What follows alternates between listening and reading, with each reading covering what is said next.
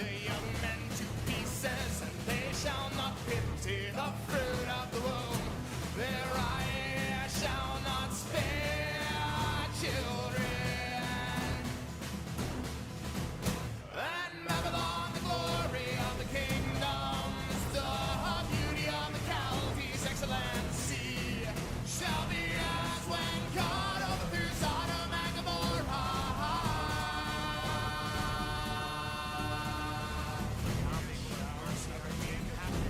Neither shall it be dwelt in from generation to generation. Neither shall the Arabian neither shall the shepherd's house of gold. But wild beasts of the desert shall lie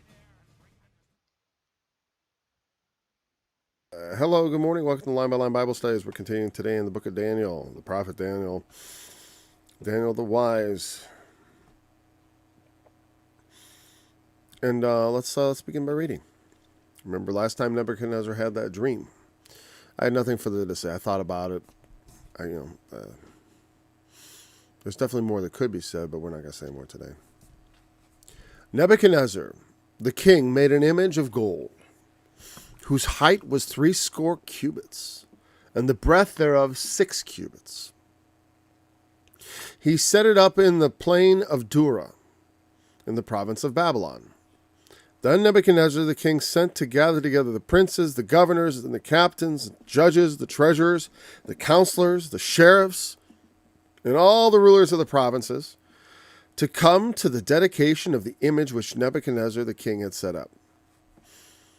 Then the princes, the governors, the captains, and the princes, the governors, and captains, the judges, the treasurers, the counselors, the sheriffs, and all the rulers of the provinces were gathered together unto the dedication of the image that Nebuchadnezzar the king had set up.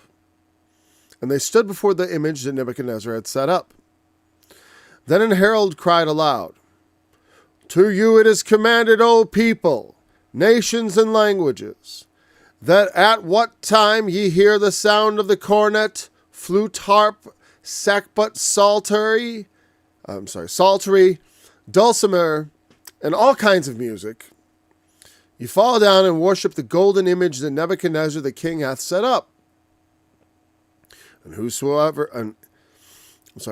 falleth not down and worshipeth, shall the same hour be cast into the midst of a burning fiery furnace." Therefore at that time, when all the people heard the sound of the cornet, the flute, harp, sackbut, psaltery, and all kinds of music, all the people, the nations, and the languages fell down and worshipped the golden image that Nebuchadnezzar the king had set up. Wherefore at the time, certain Chaldeans came near and accused the Jews. They spake and said to King Nebuchadnezzar, "O king, live forever. Thou, O king, hast made a decree, and that every man shall hear, that every man that shall hear the sound of this cornet, flute, harp, sackbut, psaltery, and dulcimer, and all kinds of music, shall fall down and worship the golden image. And whoso falleth not down and worshipeth, that he should be cast into the midst of a burning fiery furnace. There are certain Jews, whom thou hast set over the affairs of the province of Babylon, Shadrach, Meshach, and Abednego. These men, O king, have not regarded thee. They serve not thy gods, nor worship the golden image which thou hast set up." Then Nebuchadnezzar, in his rage and fury, commanded to bring Shadrach, Meshach, and Abednego. Then they brought these men before the king. And Nebuchadnezzar spake and said unto them, "Is it true, O Shadrach, Meshach, and Abednego? Do not ye serve my gods, nor worship the golden image which I have set up? Now if ye be ready, that at what time ye hear the sound of the cornet, flute, harp, sackbut, psaltery, and dulcimer, and all kinds of music, ye fall down and worship the image which I have made, well. But if ye worship not, ye shall be cast the same hour into the midst of a burning fiery furnace. And who is that God that shall deliver you out of my hands?" Shadrach, Meshach, and Abednego answered and said unto the king, "Nebuchadnezzar, we are not careful to answer thee in this matter. If it be so, Our God whom we serve is able to deliver us from the burning fiery furnace, and he will deliver us out of thine hand, O king. But if not, be it known unto thee, O king, that we will not serve thy gods, nor worship the golden image which thou hast set up. Then was Nebuchadnezzar full of fury, and the form of his visage was changed against Shadrach, Meshach, and Abednego. Therefore he spake, and commanded that they should heat the furnace 17 times more than it was wont to be heated. Multiple sevens, you could have 17. And he commanded those the most mighty men that were in his army to bind Shadrach, Meshach, and Abednego, and to cast them into the burning fiery furnace. Then these men were bound in their coats, their hosen, and their hats, and their outer garments, and were cast in the midst of the burning fiery furnace. Therefore, because the king's commandment was urgent, and the furnace exceeding hot, the flame of the fire slew those men that took up Shadrach, Meshach, and Abednego. And these 3 men, Shadrach, Meshach, and Abednego, fell down bound in the midst of the burning fiery furnace. Then Nebuchadnezzar the king was astonied, and rose up in haste, and spake and said unto his counselors, Did not we cast 3 men bound into the midst of the fire? They answered and said unto the king, True, O king. He answered and said, Lo, I see 4 men loose, walking in the midst of the fire, and they have no hurt, and the form of the 4th is like the Son of God. Then Nebuchadnezzar came near to the mouth of the burning fiery furnace, and spake and said, Shadrach, Meshach, Abednego, ye servants of the Most High God, come forth and come hither. Then Shadrach, Meshach, and Abednego came forth of the midst of the fire. And the princes, governors, and captains, and the king's counselors, being gathered together, saw these men upon whose bodies the fire had no power, nor was a hair of their head singed, neither were their coats changed, nor the smell of fire had passed upon them. On. Then Nebuchadnezzar spake and said, Blessed be the God of Shadrach, Meshach, and Abednego, who hath sent his angel and delivered his servants that trusted in him, and have not changed the king's word, and yielded their bodies, that they might not serve nor worship any god except their own God. Therefore I make a decree that every people, nation, and language which speak anything amiss against the God of Shadrach, Meshach, and Abednego shall be cut in pieces, and their houses shall be made a dunghill. He likes that one. Because there is no other God that can deliver after this sort. Then the king promoted Shadrach, Meshach, and Abednego in the province of Babylon. So impressed the outlaws' blasphemy against the Lord, which was also not, thou shalt not take the name of the Lord in vain. You were not supposed to blaspheme in the Jews' religion. But he makes it throughout his kingdom, which is fascinating. But it makes sense. Being a king, Nebuchadnezzar the king, he is a man of power. A man, we don't really know what it's like. You can only imagine. To have the power to do whatever you want. Anything. Have people killed. Command that a city be built at a certain place. You literally can do anything. You can tell people to worship a new god you set up. And that's how, and when you get and you often are raised in that kind of privileged mentality. And so, that kind of level of power, of course, as it's been said by the philosophers, I forgot which one, but about power corrupting, right? And absolute power corrupting, absolutely.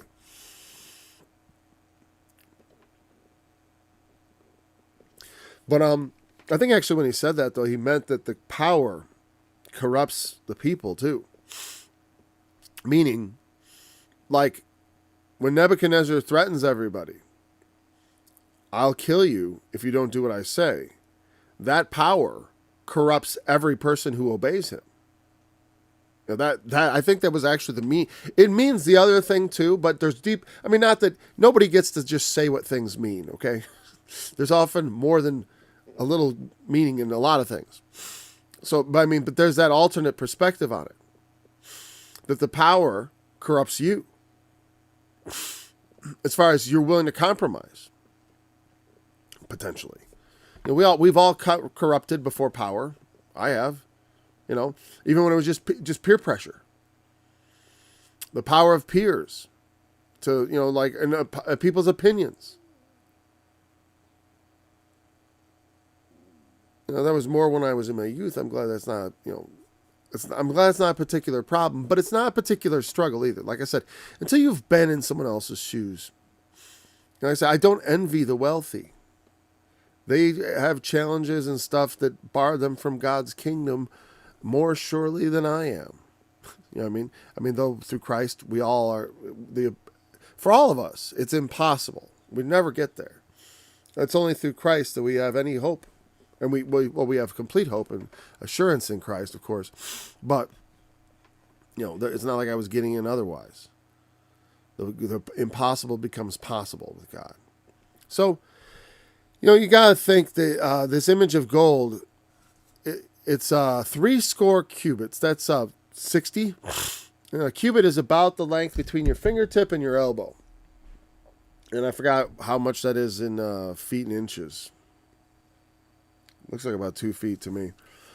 So it's like, and that seems about right for proportions, right? He's got about 60 feet high and about 12 feet wide, maybe a little more than that, maybe. Depends on which cubit you're using. This is just me thumbnail sketching it, looking at my arm and saying it's about 2 feet, 2,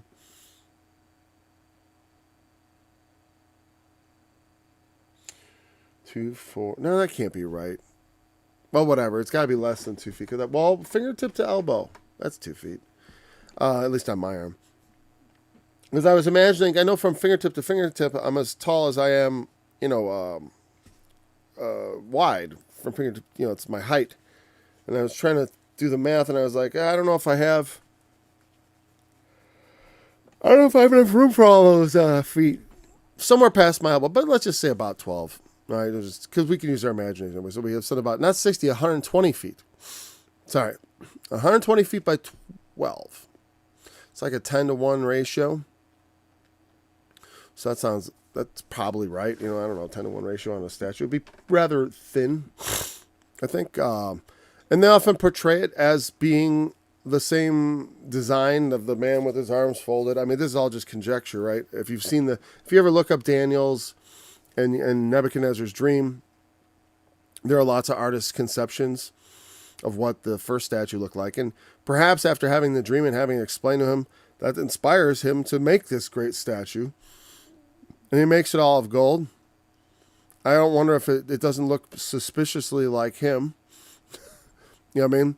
Maybe he hasn't said it's me, worship me as God, but whatever. He's asking everyone to worship this image. And you could say the image is an image of his empire, of his power, of his glory. Because he set up something. Usually that's what kings do. When people have power, they set up things for their own glory. Especially when they're corrupt, because that's, when you have power and you're corrupt, you begin to use that power for yourself. Instead of, technically, the reason men make other men kings is so that one person can be in charge and look out for the welfare of everyone.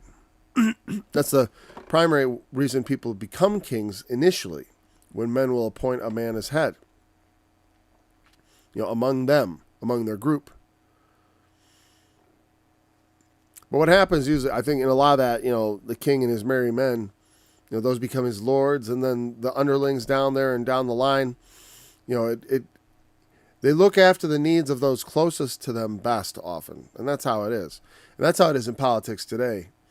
You see the politicians are all getting rich. Politicians didn't used to be rich. And not that, personally, I feel like, maybe they should pay them more. Because, but then, the job becomes like this lucrative thing. It's a very, it's a conundrum. Maybe they should draft them and pay them very well. I don't know. Or draft candidates, anyways.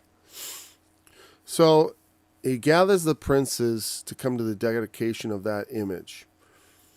And then we have the princes, the governors, the captains, the judges, the treasurers. What is that? 5, 6, 7. And then all the rulers of the provinces. That's like 8 groups. Princes, 2, 3, 4, 5, 6, 7. But yeah, I mean, from all the lands he's subjugated, even from the different kingdoms that would be under Babylon. And so, again, the image, did they mention? Yeah, of course, it's 60 and 6. I was talking about the size, but I've overlooked the symbolic numbers. The beast in Revelation, of course, is 603 score and 6, right? 606. And the mark of the beast is associated with the worship of his image and all that. And here you see something very similar. So we could perhaps gain some, the lesson, honestly, when you're talking about the meaning of 666 and also the mark of the beast and all that, you're going to have more in Revelation. We just read this whole chapter. It's revealing something else. Like the point of this chapter is not the mystery of contained in the size of the statue, which is though it is symbolically significant, and Revelation is pointing back to it. In for the purposes, I would say, of directing our minds, his number is 66. 66, 603 score and 6. One of the things I point out in the book of Revelation that I take as comforting, and I take it as comforting from the pandemic also, because it was like I got to see how things, I got to live in circumstances similar in character, definitely to what you would see in the end times with the mark of the beast. You got to, with the masks and all that stuff, there was a very similar dynamic at work. So, the 66 aspect, 666. There's numbers. They'll say that, well, number 6 is the number of man, and there was something I was recently going to study that maybe give me more insight into the numerological part of it. But one of the things I like about language is we have these, like, the idea of having someone's number. They say you have to have, no one could buy or sell save he that had the number of the beast, or had the mark, or knew the number. And I always thought that part about the number was interesting, because it almost seemed to imply that,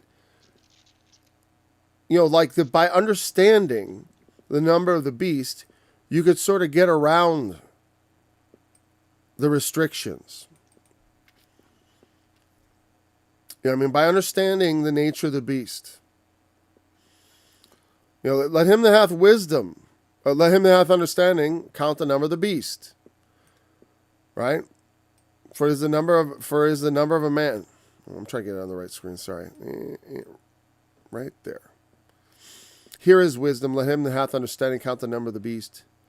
For is the number. So you can count the number of the beast. And it says, that no man may buy or sell save he that had the mark, or the name of the beast, or the number of his name. Now, I don't know if that means you have to have it in that, like, you have the mark. To receive the mark, you receive the number. But there's also the aspect of counting it. And sort of obtaining the knowledge by other means. I don't know.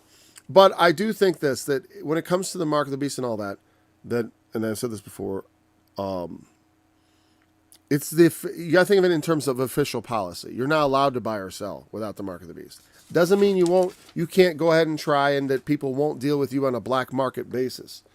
But you have to understand it's going to be difficult to buy or sell because it's not going to be legal.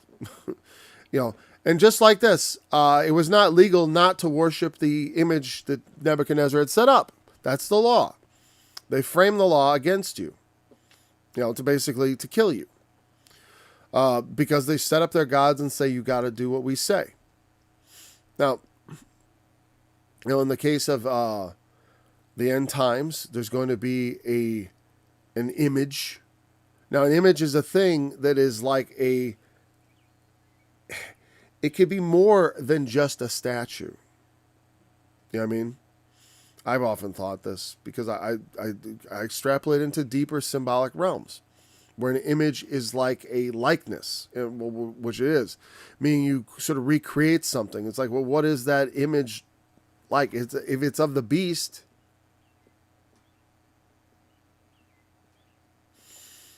I don't know. I used to think differently, I guess, and as I think over it again, I think like, maybe the image, the image of that beast. It was interesting the other day. The people who are making AI think they're creating a god, which I found was fascinating. If they do create something like a god, they'd be creating the devil, basically, I think, because I don't think it's going to be anything like the god. It's just going to be something very powerful. Highly intelligent. As intelligent as Satan is, by the way, he is, in some ways, an idiot. And I don't mean that to attract his attention, but just like we all are sometimes, in that we cannot help ourselves but follow our nature. That's how God gets Satan to do exactly what the Bible says he's going to do, because he's saying things that Satan can't resist doing. Anyways, so 666. 6 is called the number of man, and 60. I guess I don't know what to say much about the number 66 or 666 when I talked about it much. Other than like resorting to, like to me, it's like, well, the significance of 666 is that the book of Revelation says that's the number of the beast. So, I mean, here is wisdom. His number is 666. The trick is, and this is what I always said, this is the most important thing about the mark of the beast, is not the symbology of the numbers, but knowing who that number belongs to. Recognizing it. And like Shadrach, Meshach, and Abednego refusing to worship. Realizing this is 666. This is the image of that beast.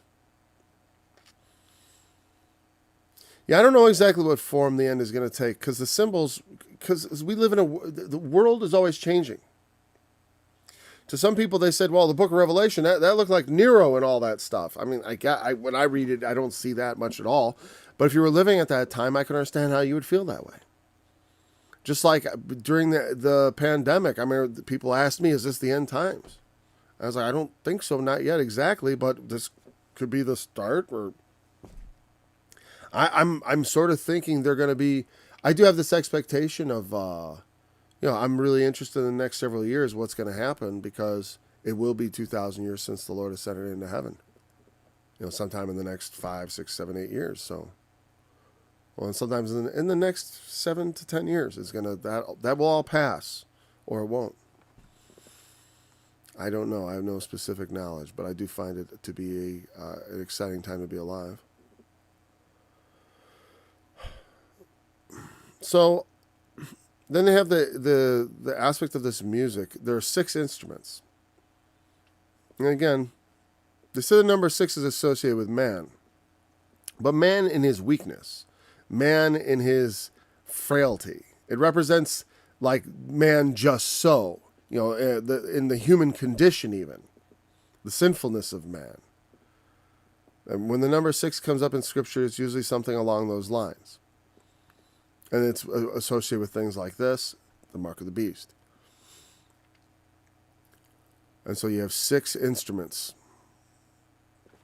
The 8 people, 8 is a number associated with like 1 beyond 7, which is perfection. It's another kind of perfection. I forgot it's associated with Christ, actually. Again, this is a subject I looked into 20 years ago, numerology or biblical numerics, and I've always think of it as a bit sketchy. I mean, there's definitely something there, but the the utility of it. Like, what can I do with this? Is this something to hang my hat on? Definitely not. Definitely not the kind of thing. It's like, well, we believe the number 6 symbolizes exactly this. And if you don't, you're not really a Christian. That's not how I roll. So when they hear that, all the people, notice it's very close in Revelation, people and the nations and the languages. It's a very cosmopolitan group of people. It's not just the Babylonians. It's the Babylonians and all the people that he has brought under his dominion. At least representatives thereof, right? He didn't bring everybody there. But representatives of everybody, yes. Certain Chaldeans, some of his hometown boys. Remember, the Chaldeans are the Babylonians. And these are the, we know these as the wise Chaldeans. These are the ones who are the Chaldeans, We talked about it earlier. They accuse the Jews. And very simple, very, very, they've got different ways. They keep themselves separate from us. People still complain about the same things. It's like, a lot of the things the Jews do is partly because of necessity of their religion and also from the historical difficulties they've had to stick close. And I never understood what the truth is? And it's so untrue. Every time I see people, they say, oh, they all look after each other. That's not true. Maybe they look after some people that are related to them. My family does the same thing. You know what I mean?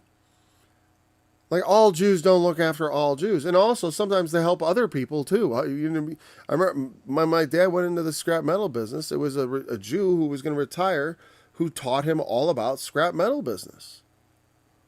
He just took a fancy to my dad. There's nothing weird about it as far as I know. Anyway, he liked him. He was a young guy. He liked him. I guess he didn't have kids or they weren't interested or whatever. But to say they only help their own, it's just not true.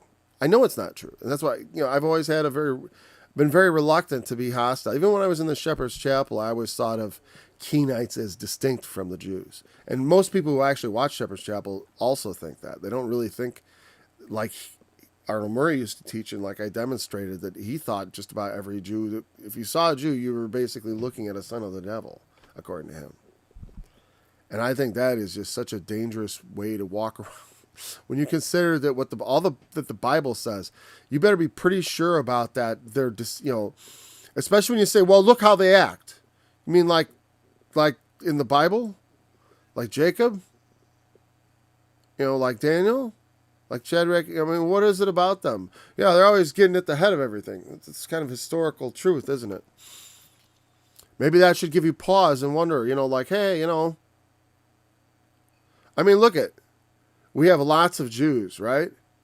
But we have zero, almost like there's like no Nazis hardly. They're the ones who got wiped out. I know if they call them neo-Nazis because there are no old ones left. They all got extinguished and brought about no seed. There's children, but that way that was is gone. It's not the same as the ethnicity, obviously, with the Nazis. Same thing with the Jews. It's like they're an ethnicity and a religion. Not a race, but an ethnicity, I guess. I'm not sure exactly their race is Semitic. They're like a lot of those Middle Eastern people, Mediterranean people. But anyways, so they bring the complaint. Hey, they're not worshiping your gods.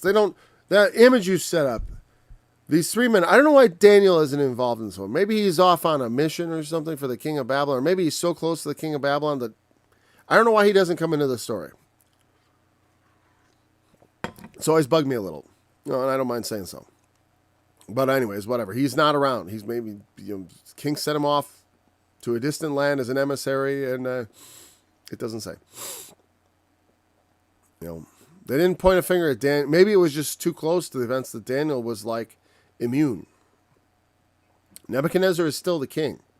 Remember, Daniel, though Daniel and Shadrach, Meshach, and Abednego, they got set even higher. Maybe because Daniel had done this, the king turns a complete blind eye to Daniel, and maybe the Chaldeans are a bit afraid of, he saved their rear ends, okay, and maybe that's why they don't accuse him, because remember, they were all going to be cut in pieces and their houses made into a dunghill, and Daniel saved every one of them, all the wise men of Babylon. So I can see why they may not want to accuse him. Shadrach, Meshach, and Abednego, though, they had nothing to do with the interpretation of the dream. They just got a free promotion as far as the rest of the Chaldeans and the wise men know, right? They just got some unearned promotion based on what Daniel did. So maybe that's why they prefer to accuse them. That would make a lot of sense to me and sort of sew up that problem. I mean, and Daniel being, he's still just a servant of the king, a slave, a eunuch. He can't just say, oh, don't kill my friends. I mean, he might intercede on their behalf. I don't know. It's like I said, maybe he's just, the king overlooks him and they just happen to not, maybe he just happens to not be around when this is happening. So, in his rage and fury, commanded to bring them. So it sounds like it was done very quickly, too. Peremptory. But yeah, they did, right away. And then again, he speaks to them, and maybe I read it a little more hostile. At first, he was actually, it says his countenance changed. He said, is it true? You don't serve my gods and worship my image? Now, if you're ready, at what time you hear all this stuff, then well, right? This is kind of a convoluted run-on sentence here. But if you worship not, you're going to be cast the same hour into the midst of a burning fiery furnace. And who is that God that shall deliver you out of my hands? Daniel's God maybe could tell dreams, but this isn't Daniel. This is the other ones. I like to say, we are not careful to answer you. I mean, they don't have to take care. What that means, they don't have to take any, let's think about this and try to explain or anything. We don't have to think about it. We don't have to be careful in giving our answer. There's just pretty much straightforward. If our God is able to deliver us, if it be so, not if he's able, if it be so, our God who we serve is able to deliver us. God is able to deliver us from everything. We know and believe this. And he will deliver us out of thine hand, O king. He is able, if it be so. But if not, be it known to you that we will not serve your gods, nor worship the golden image which thou hast set up. It's like we're willing to die. They didn't, but many in history have. Many have died for their faith, refusing to give it up, refusing to recant, refusing to worship some idol. And it's an important thing because, it's not unforgivable to deny the Lord. Peter denied Christ 3 times, right? But I don't want to deny him even once because it's not unforgivable, but it's no guarantee people get forgiven. People who take God's forgiveness for granted, that evil conscience often manifests in no salvation. I don't say lose salvation because I don't believe that anyone can lose their salvation. You either get it or you don't. We've all heard the promise, but whether it's effectual to you or not is really what matters in the end. And that's all that really matters. People can go around telling me how saved they are, but they are not. If they don't wind up if they are not there on the day of resurrection, if they are not standing there with Christ, victorious, there's no faith, there's no salvation. It's possible to believe things, but to have no faith. I was thinking the other day, this is kind of a weird time to bring it up, but I'm going to bring it up.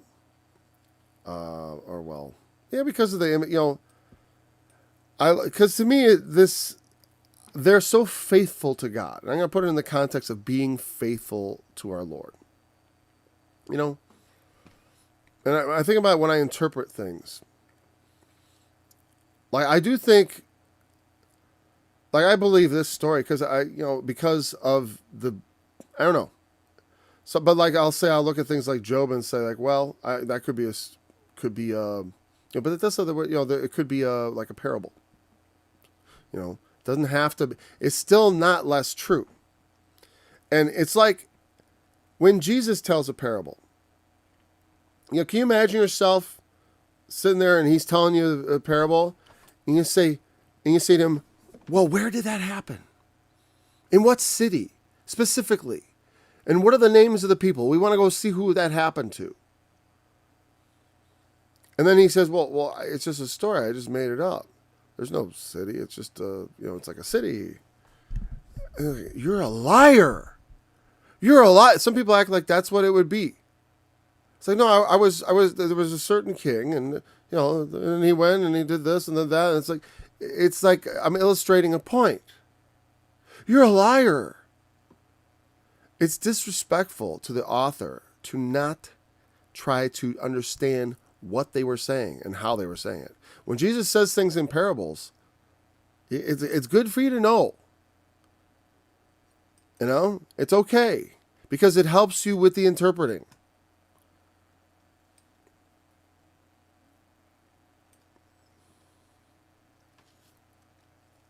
We will not worship your gods.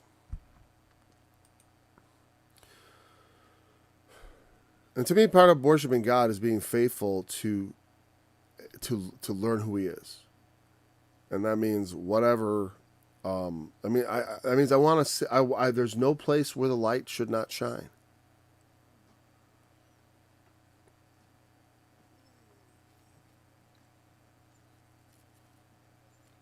If not, be it known to thee, O King, that we will not serve thy gods nor worship the golden image which thou hast set up. Then he was full of fury. The form of his visage was changed. He becomes twisted with rage against them. Fury. He spake and commanded that they should heat the furnace 17 times more than it was wont to be heated. And then the most mighty man that was in his army, bind them and cast them into the fiery furnace. So they do this. And it was so urgent that the flames slew the men. The men who had to toss them in got killed because to get close enough, they expired from the heat. Probably they probably breathed in too hot air. They just got too close, scorched their lungs, and it killed them. And the king was astonished and rose up in haste as he sees it. Well, because they throws them in, and you expect a little screaming, and if it's that hot, honestly, I'd be like, thanks. The last thing I want to be thrown into is a kind of hot fiery furnace that's going to take hours to kill me. Let me be thrown into the one that'll take a few seconds. If the heat killed the men on the outside, all the better. That means before I hit the ground, but in the coals there, I'd be dead too. Just take a nice breath. So they cast them in, and of course he sees 4 men, and the 4th is like the Son of God. Now he wouldn't recognize Jesus, and him saying this, like if you were to say that, like what is that? Like that almost makes it sound fake. Like Nebuchadnezzar suddenly referenced, one of them looks like Jesus. But what he's saying is one of them does not look like a normal human being. One of them looks like an angelic person. Like a son of God. Now, and again, he may have been completely right, by the way. Like I said, he's not saying that knowing anything of the Son of God per se. He does not know of the prophecies of the Son of God to come. But like what would an incarnate God look like? Is more like what he's saying. And so this to him looks like the Son of God in the fire with them. Or as I said in VeggieTales, one of them is real shiny, which I thought was funny. But it could be something like that, just like on the Mount of Transfiguration. He may have seen the transfigured angel of the Lord, who I regard to be Christ. I do regard the angel of the Lord to be Christ. There's some dispute about that, and I think it's not. I don't think it's a core issue, honestly. If someone didn't believe that, it doesn't make you not a Christian. You know, you don't have to believe in the Old Testament, instances of a Son of God appearing or the angel of the Lord. You don't have to presume that is Christ, as I generally do, to still be a Christian. You know, it's not. But I do think, you know, it's a good example of something I think that like people of faith can differ over. I don't know. To me, it just seems like I see the point. But I do think also that there are a lot of connecting lines there. There's a lot of good reasons to think the angel of the Lord is Christ. Just like there's a lot of good reasons to think Melchizedek also was Christ. Though the scripture does make some differentiation, you know. So Nebuchadnezzar would not have a Hebrew understanding of the Son of God, but he would have some sort of understanding of what a God-like being would be. He'd have some conception, and this sort of fit that conception. This looks like a Son of God.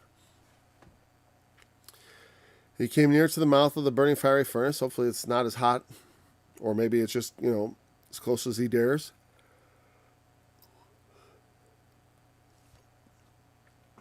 And he calls them the servants of the Most High God. I forgot if he got introduced to that earlier. Is that how Daniel referred to him? He would know, of course, because Daniel had asked that they be promoted, that they were also like him.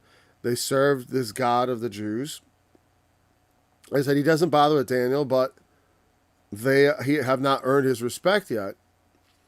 And though he marveled at God showing a dream, a revealer of secrets, you know, your God is a God of gods, a Lord of kings, and a revealer of secrets, seeing you could reveal this secret.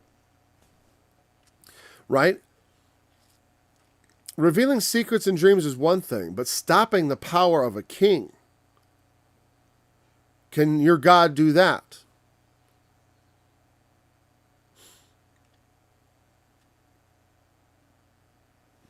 You know, that whole issue, it's like, we won't do it. You know, God may deliver you, he may not. You know, we know the ultimate, you know, that's one thing I trust. But until my mission is complete, and I have a mission, I trust, until that's complete, that no one can harm me. I don't say that like daring someone to try, God forbid. I don't want anyone to try to hurt me. Thank you. No. But, you know, just like Jesus, they sought to slay him many times, and he escaped out of their hands. You know, sometimes just literally physically, he would just kind of slip out of the room. And sometimes a little bit suspiciously so. You know, you wonder if there isn't a little bit of a supernatural thing going on there because of the way he would slip out of the midst of these murderous crowds. He would just kind of be gone, and they'd be like, where is he? You know, and they'd be like, you know, they blink, and he's just not there. And so, not that I'm saying, you know, but I trust, for me also, that, you know, but as Revelation says, even in the end, the dragon will make war with the saints and overcome them and kill them. You know? And that's what happens in the end. Now, of course, that's not the very end, but that's the end. You know, if you live to see those days, you could be killed. But there are a lot of instances prior to that where you may not be killed. You know, until your mission is finished, there's nothing that can harm you. You know, if my mission is finished, if I'm like, maybe I think I'm not done, but I could be wrong. Maybe this is as far as I go, and then today's the day. You know? But if I would rather die, if I have to die, I want to die, you know, refusing to renounce my Lord. That's, you know, because that's like, you want to finish on a maximum, you know, on a peak experience of like ultimate faithfulness. I want to die faithful. That would be ultimate. And that is the ultimate Christian way to go, is to have people with a sword to your throat telling you to renounce Christ, and you say, pound sand. I was going to say something else, but that's more appropriate. You tell them to pound sand. And that's that. And there's no, until the time comes, there's nothing that's going to, all things are working together for good. Don't you fret even a bit. So, no hurt. The form of the fourth is like the Son of God. And so then the princes and the king's counselors, they saw the men. A lot of the maybe not everyone in the land, but a lot of his main dudes, the governors, the captains, being gathered together, saw these men upon whose bodies the fire had no power, nor was an hair of their heads singed. Neither were their coats changed, nor the smell of fire had passed on them. They were so complete, it was like they were in a different dimension physically. They like were so not there in the fire. That's what I look at, as they looked physically like they were still in the dimension that we're in, or whatever. I don't know. I don't know exactly how. I don't know why I even look for explanations of miracles, because I know that some way that God performs them. And I always think that it's not so much, people say things like, it breaks the laws of, miracles break the laws of nature. It's like, that's not true. For one, there's nothing, there's no laws of nature. Like, tell me what they are. Laws, they're not, we call them laws. We call them laws because we have laws. Nature does things, they do it over and over again, and it's like a law. We call it things that are consistent like that, laws. But the idea that things could operate seemingly, let's say, in defiance of those things, or not operating by them, is not to say that it violates them. I mean, if you go around a law, like, what was it? He was talking about, like, if I put $20 in my wallet and you steal it, you haven't violated the laws of mathematics. You violated the laws of whatever state he was in, New Hampshire or whatever. So, because laws are like, like I said, the physical laws are one thing, but like, just because we don't understand how something miraculous happens, doesn't mean that some law has been violated. Because we don't understand how everything in the universe even works. Just because we're used to certain outcomes, Just like when they say, like, the long day. There was no long day where the day was longer, right? What is a day except human perception? I mean, like, the earth doesn't have to literally stop for you to see the sun stand still in the sky. Yeah, I mean, and for it to seem like the time. I mean, I don't understand why that route is not just obvious. A lot of things, like, are seen in vision. I mean, and the degree to which those visions are actually real is unknown. Is it all in my head? When God appears in your mind, right? He's got to be somewhat real there. So I take all that with, I don't really worry about the idea of it breaking laws or anything like that. It's like, because it can be just operating on different levels. And, and God being the one who created the universe, of course, he can suspend rules or change the values thereof. We have a lot of, they talk about the fine-tuning of the universe. I mean, there's a certain value that everything is kind of tuned into. Very specific values for constants and stuff. And, if you change it just a bit, the whole universe is different because of the way it would change the way things interact with each other. We don't understand how, but, the idea that things can be circumvented locally or whatever by the one who made it all. I mean, it's like when I used to play an online game with my kids, and there were moderators in the game, and they would do things that no one else could do. Like, they'd come walking through the sky and stuff, which in the game you weren't allowed to do you walked on the ground. They would come walking across the sky, and they could do all kinds of weird things. Like when you'd see a mod, which was rare in the game, you'd know because they looked like they were cheating. But they weren't cheating. The mods were allowed to do things that other players were restricted from doing. So God can do things that maybe these laws govern us, but they don't govern God. I mean, they may be laws to us. That's what I'm getting at. Like, we have laws. Laws restrict us. Laws are things that we observe.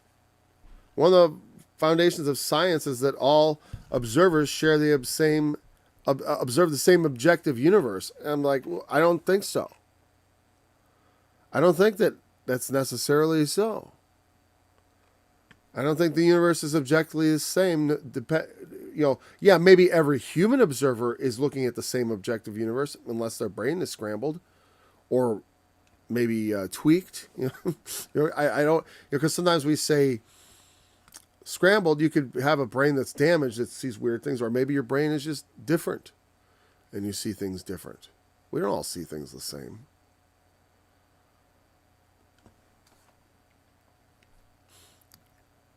So, the message, though, is very clear. It's like that we should not bend the knee under any circumstances to the things that violate our conscience. The things that God has called us to, the righteous things, that power will come and try to get you to do things that are wrong. That's why I stopped wearing a mask after a couple weeks. I wore one for a couple weeks to the store, like everyone else, because I was going to play along with the 2 weeks to slow the spread. I didn't know much about everything that was going on. I was researching, and though, like I said, from the day one, I did not obey the lockdown. I was like, get out, and like, no, lock them down. And what are you? This is insanity. Everything they say they didn't know, yeah, they didn't know, but the information was out there. I was reading all about it. You have to parse a lot of materials to and they were discouraging people from doing their own research. That's what people do. It's called reading. We used to consider it like a virtue. But now you're just supposed to do what you're told and listen to what the authorities say. That leads you to hell. That will corrupt you. When you just do what you're told, you corrupt yourself. And here's the comeuppance. Because they all corrupted themselves in obeying authority, even getting their children subject to medical experiments, that now they're going to be damaged for life. And it hasn't all come out yet, all the damage that's been done, but to their reproductive health, their future prospects of having children, is unknown, all the damage that was done. But they're finding out. People now, young people that should have a lifetime of with a good heart, now their heart has been damaged for the rest of their life, and their life has been significantly shortened, all for the greed of this pharmaceutical industry. And that's the price you pay. When you bow the knee to power like that, you reap the whirlwind. You reap the whirlwind, and your children suffer. And everyone suffers around you, and the world is left, and our country will be left weaker for it. We're all weaker for having bowed to the beast. It's disgusting. I remember that's why I stopped wearing a mask, because I stopped. At first I thought, what about the frightened old lady who worries about the germs? But then suddenly I thought of them. There were not a lot of old ladies out anyways. They were staying home and protecting themselves, which was, everyone's right to do. And it would have been a better strategy, protect the old people, since they're all the ones who are dying. But I felt, all of a sudden, what about those people who see their freedom being taken away and this tyranny being substituted? I'm like, and they'll look at me and think I'm going along with it. So I couldn't wear a mask anymore. I had to show that I was not going along with tyranny. And the only time I wore it after that was to go to the hospital, because I had to get into the hospital. So I compromised. I compromised. I willingly compromised. I don't consider that to be, since it's not the mark of the beast. You know what I mean? But like I say, when you put on a mask, you can take it off. But what you inject into your body is very hard to get out. And some things that you put in or on your body never come off. Some marks are indelible. You know what I mean? Some marks are indelible, like the mark of Cain. And that's related to the mark of the beast, because the idea of being marked is a significant aspect of the symbolism, because it means you've been marked, and not for good when you take that mark, the mark of the beast. And you got, like I said, if you found the peer pressure daunting with masks, buckle up, because the mark of the beast, you ain't seen nothing. It's gonna be much more severe, because it's gonna be in the name of a god. And you don't know. We haven't had gods on earth in a long time, not really. Like we haven't had, at least not in our country. I mean, you could look in North Korea. You want to taste? That's what it's like. Everything for dear leader. All the beautiful women for dear leader. All the food for dear leader. He saved us. And you better say so, or we'll cut out your tongue, whatever. But the whole world is going to come under that kind of a thing. Yep, and then he's gonna make war with the. I don't know. It's gonna be not exactly like North Korea, but very similar. Just like the worship the beast, worship the leader. And unless you are, and you can see even society, they are just itching to have this sort of thing, where they can control your every move, every thought. They just gave the approval for the. What is it called? The human interface, where they stick the chip in your back or whatever. I don't know where it goes exactly, but basically Neuralink, linking up to your brain to a computer. Now I don't know, is that bad or good? I don't know. I saw a guy using it to walk who had lost his spine or something. He didn't lose his spine, but spinal damage, right? Well, I can't say that's a bad thing on that part.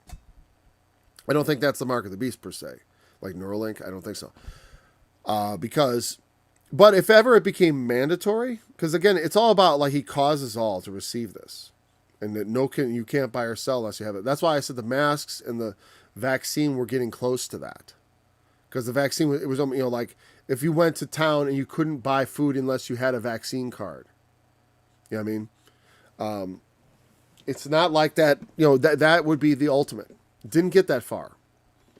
That's why it was not the ultimate. You can even have something get really close to the mark of the beast and not be the mark of the beast.